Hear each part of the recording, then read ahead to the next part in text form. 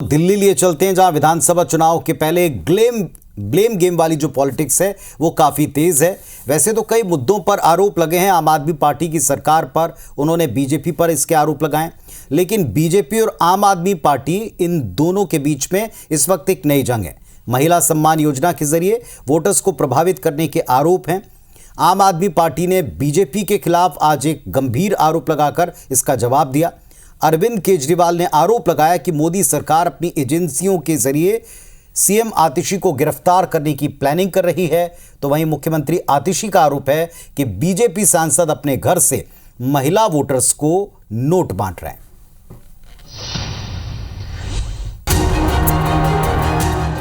क्योंकि आज ये सबूत सबके सामने है। भारतीय जनता पार्टी के लिफाफे में, एक नारंगी रंग के उस पे लिफाफे में अब ये पैसा 1100 रुपए बांटा जा रहा है। दिल्ली में बीजेपी और आम आदमी पार्टी के बीच सियासी लड़ाई के कुछ और मोर्चे खुल गए। सीएम आतिशी ने आरोप लगाया कि बीजेपी सांसद प्रवेश शर्मा के सरकारी घर पर झुग्गी बस्तियों की महिलाओं को बुलाया गया। लाडली बहना योजना के नाम के पॉकेट में 1100 रुपए बांटे गए। आतिशी ने इसके कुछ फोटो भी शेयर किए।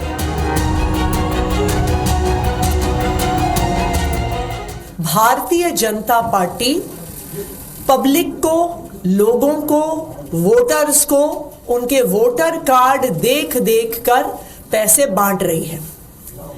आज भारतीय जनता पार्टी के प्रवेश वर्मा जी रंगे हाथों पैसे बांटते हुए पकड़े गए। मैं इलेक्शन कमीशन को कहना चाहती हूं, अभी गिरफ्तार करिए प्रवेश वर्मा को। ईडी, सीबीआई को भी और दिल्ली पुलिस को इस पे जवाब देना होगा। आतिशी ने बीजेपी पर कैश फॉर वोट का आरोप लगाया तो अरविंद केजरीवाल ने आतिशी की गिरफ्तारी की आशंका जताई।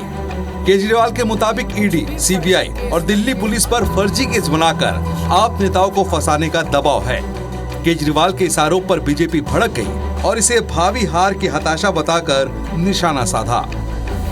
ईडी, सीबीआई और इनकम टैक्स तीनों एजेंसीज की मीटिंग हुई है और उस मीटिंग में ऊपर से आदेश आए हैं कि कुछ भी फर्जी केस करके दिल्ली की सीएम आतिशी जी को गिरफ्तार किया जाए। उन्हें यह भी कहा गया है कि उसके पहले, गिरफ्तारी के पहले, आम आदमी पार्टी के सभी सीनियर लीडर्स पर आने वाले दिनों में रेड होगी। केजरीवाल चुनाव हार रहे हैं इसलिए बौखला रहे हैं।